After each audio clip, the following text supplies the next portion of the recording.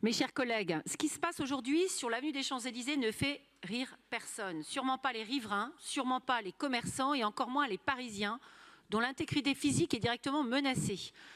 Le protoxyde d'azote, ce prétendu gaz hilarant, a tout simplement transformé la plus belle avenue du monde en une zone de non-droit. Chaque week-end, du vendredi soir au dimanche soir, nous assistons à un cocktail explosif et proprement mortifère. Consommation de substances psychoactives au volant, rodéo urbain à tombeau ouvert et nuisances sonores insupportables. Je veux saluer à cette tribune d'ailleurs le courage et l'engagement total de notre commissaire de police et de ses effectifs de terrain face à cette délinquance ultramobile. Mais soyons lucides, toutes ces actions ne suffisent plus. Si l'arrêté de la préfecture est une base juridique indispensable, il reste une épée de bois s'il n'est pas assorti de moyens coercitifs décuplés pour être pleinement dissuasif.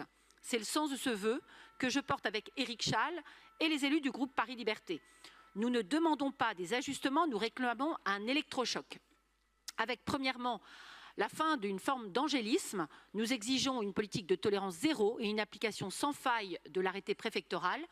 Deuxièmement, l'occupation du terrain, des opérations coup de poing avec un déploiement massif et pérenne de notre police municipale chaque week-end. Notre police nationale est bien en place. Troisièmement, on frappe au portefeuille, à la mobilité saisie et mise en fourrière immédiate et systématique des véhicules impliqués. Quatrièmement, l'œil de la ville, une intensification de la vidéoprotection pour traquer et identifier les plaques d'immatriculation et anticiper les rassemblements.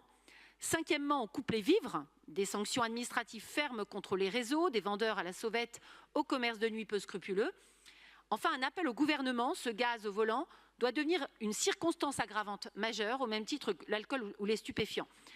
Monsieur le maire, madame la maire, ne laissons pas la vitrine de notre capitale aux mains de quelques inconscients motorisés, reprenons le contrôle de nos avenues. Voilà, je vous remercie.